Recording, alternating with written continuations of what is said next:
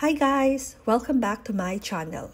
Ngayon, we're exploring one of the most beautiful places here in the South, Kari Valley. We stayed at Rock Kari Valley Resort and sobrang ganda ng vibes dito. Imagine waking up in the nature tapos ang daming kangaroos around the campsite. Parang ang saya lang kasi everywhere you look may kangaroo, chilling or hopping around. Ang unique na experience kasi hindi mo siya makikita basta-basta sa city. Guys, dahil dalawa lang kami mag-asawa, basic lang ang setup namin. Basta may comfortable na camping stretchers para sa akin at choice ni hubby na mag-grounding kaya gusto niya na matulog sa lapag. Close by nature, sabi niya. Madalas namin ito ginagawa at minsan dalawa lang kami. Pagising namin, mas maganda ang pakiramdam, magaan siya sa katawan, feeling refreshed. After setting up at may babang mga gamit, we decided to drive papunta sa Forest Lodge Resort sa Pemberton for dinner.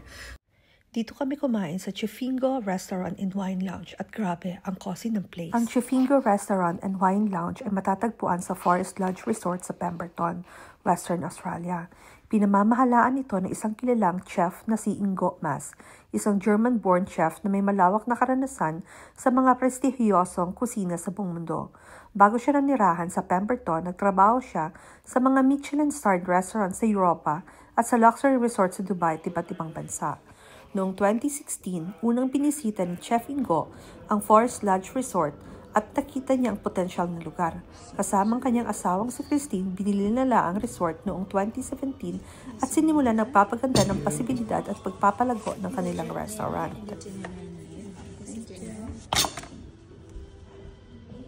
For the food, ang sarap talaga. Gumagamit sila ng local ingredients.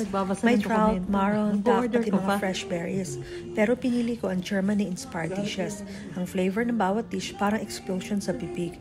Masarap na, may story pa yung bawat putay kasi galing lahat sa local produce dito sa South. Super perfect to end the day after a full adventure.